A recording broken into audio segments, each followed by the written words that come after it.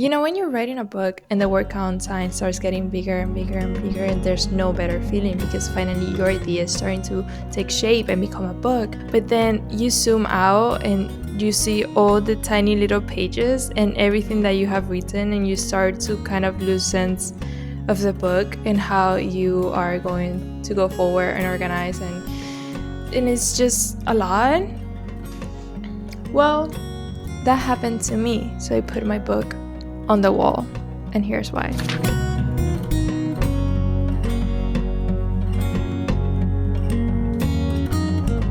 Hi, welcome to another writing video, and if you're new here, hi, my name is Kamila. I'm a writer and poetry student at a MFA, which is a Master's of Fine Arts that I'm doing in creative writing, specifically in poetry. Disclaimer before we even begin the video. I'm gonna share a tip that one of my professors gave me on how to organize a book, but your book doesn't need to be a poetry collection for this to work. This works with any book from any genre. For the rest of the video, I'll be referring to poetry and poems because that's what I have here, but I'm also writing a novel, and I have also used this method for the novel, and it works just as wonderful. So if you're writing a short story collection, a novel, a memoir, poetry, any other wonderful genre, please stay with me. This is gonna help you organize your book. As per usual, I have my notes. Before we start, let me put my hair up. Also going to put this mic here. I feel kind of silly with the mic, but you're too far away, and if I don't have it on, you wouldn't hear me. So let's just pretend you do not see it. Let's begin with a little backstory. The first time that I heard about this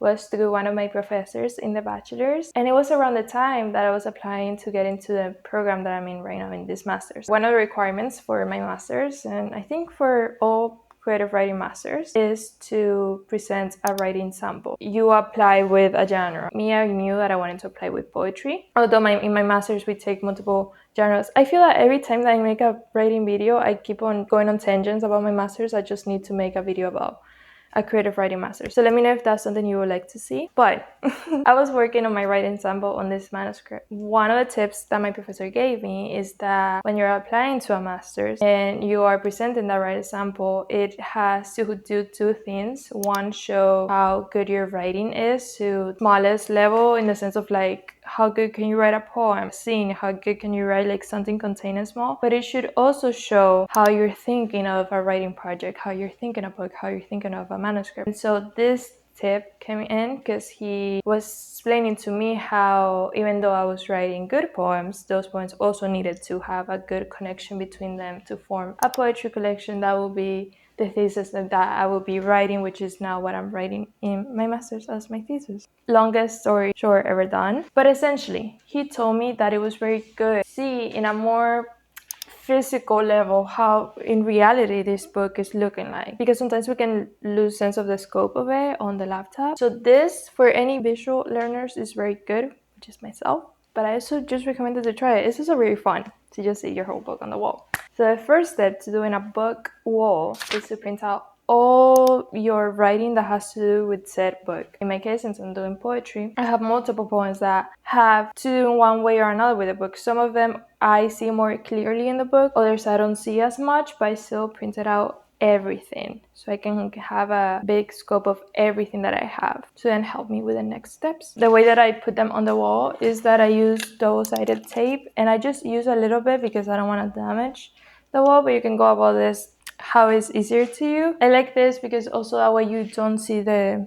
tape on the paper since it's behind.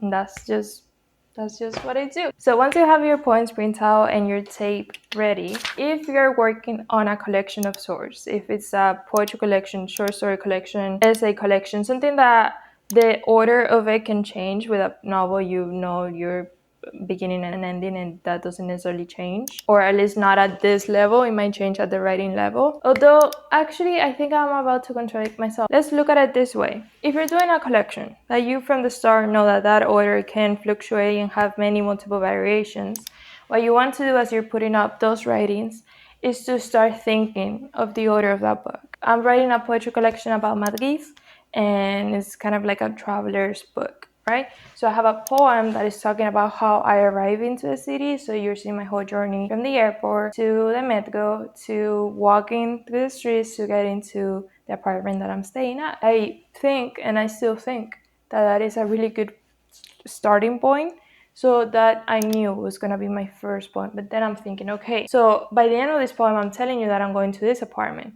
Should the next poem be about that apartment, or should I do an even more like flashback point of view of the first time that I was ever in Madrid? So when you're placing the poems on the wall, you start to get those options and those new ways that maybe you wouldn't have thought of when you are just seeing it on the laptop, because you know that you wrote the poems in a specific order. But once you are able to manually play with the placement of them, I think new ideas start to arise. So as you're putting your writing on the wall, start thinking of a possible path that those poems, essays, or short stories could take in the final version of your book. Great thing about this is that this is not the final product. This is a process that you can repeat multiple times until you're happy with it. Now, and this is the part where I was thinking I was going to contradict myself. I think that if you're doing a novel, you should place it in the order that you wrote it. So chapter 1, 2, 3, 4, 5, until the very end. Then after, in the next step, I think if you're doing a novel, you could then look at the order of those chapters and how everything makes sense. If maybe it could make more sense to have a chapter from later on the book, earlier in the book instead, or maybe some of the earlier things could go to the back. You'll do those movements, but I think to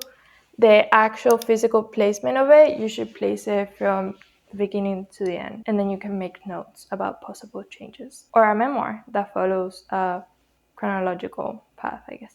That would be different too.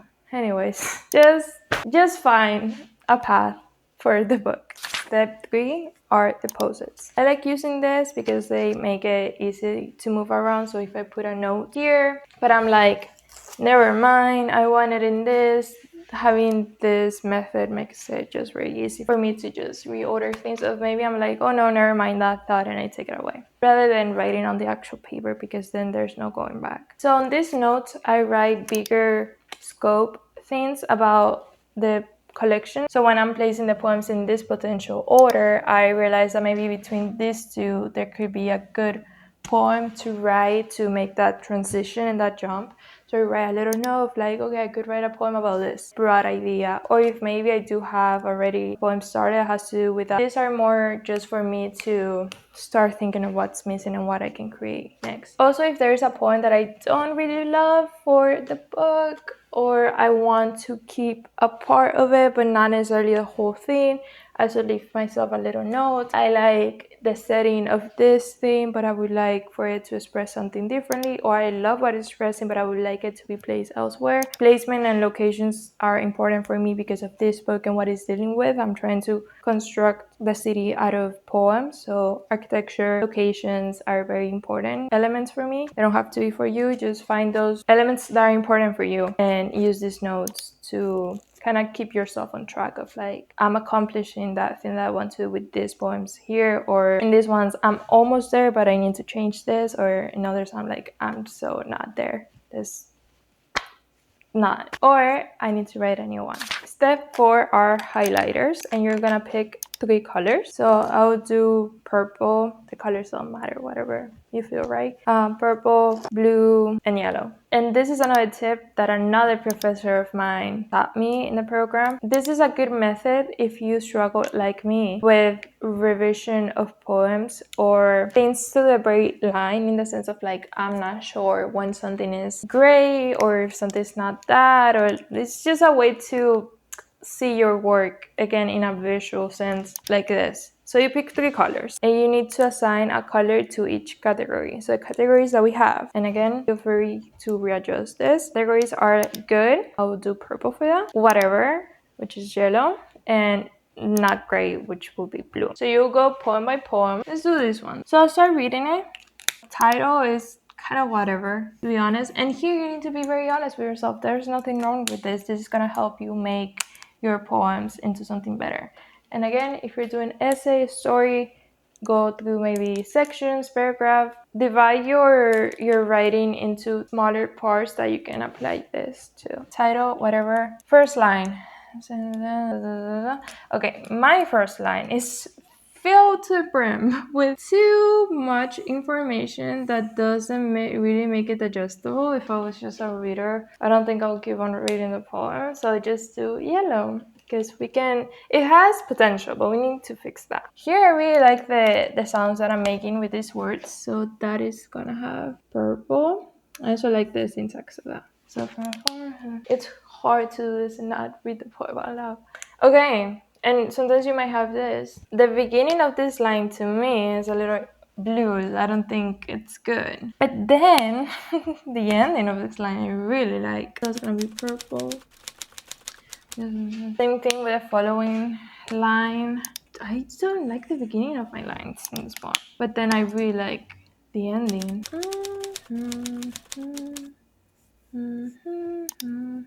I really love that second line. And that ending is just not great. That's gonna be yellow.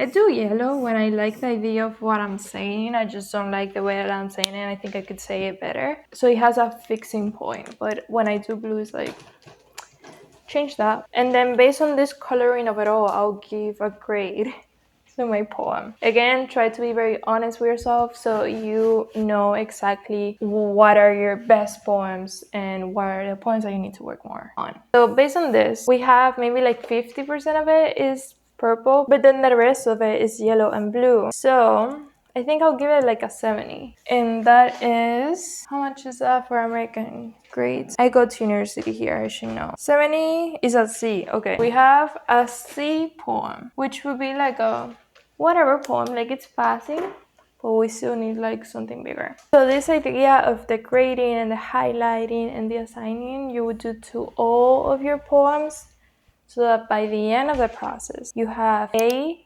category poems, B, C, D, and so forth. And those would also be great strategies for when you are reordering the book into what you think might be the actual final order of the book, which we could do another video about that, on how to order a book based on some lectures that I have received from my professors. I'm going to school and I'm just passing on the information to you guys. But this is what we do and learn in a master's for creative writing. Step 5, we talked a little bit about this in my how to plot a story video, but you're gonna bring out your book journal. I'm the kind of writer that loves to keep a journal per project, so when I want to access this book, I can easily just look through these pages and be immersed in this work again, and my thoughts and my notes and my ideas about this book, what I am reading, what I'm researching, what I'm learning about it. It's easier for me to just open up a notebook and be inside of that work rather than having one writing journal and everything on it, especially since I'm working on multiple projects at the same time. I was also showing the process of how I research and take notes on this notebook to help me with my writing in another writing blog, so I'll leave it around here if you want to see how I go about the process of doing all these notes. While you're working on your book on the wall, you're gonna have your notebook near you. I like to write things down, like the first order that I gave to this, how I placed them all, I would like to write it down. And then I put that between poem 3 and 4, I want to write a new one, and that one will be about this thing. And so I do that on one side of the page, and then I leave the other page for notes about everything. So these blue notes that I put here they're very broad, first thing that comes to mind, so I can recall that information because they're on the wall. But on the journal, I take a little bit more time. Here, for example, in this poem, I'm talking about being in El Metro, and I was thinking, oh, I should do a poem about my very first time in a metro. I think that could be very interesting, and it could give a nice contrast with this time. I'm older, I'm going back, and there's this whole history about this place that I already have versus my first time when I didn't know the city. I had never been in a metro in my life, and I was a little kid. So I put a note, but my note just says first time in metro. So in here, working title, first time in a metro, I need to write that poem. Then I do a little arrow, and this thing that I just told you that I think will give a nice contrast, that I think it could be interesting since it will come after this other poem, I write that here. As you're working on a book, I feel so many ideas come to you, so many possible connections, so many new poems, so many ways I could write about something that, at least for me, is very hard to keep it all here, right? So this is a reflection of my brain. Every thought that I have about the book goes in here, just in case I forget. It's here.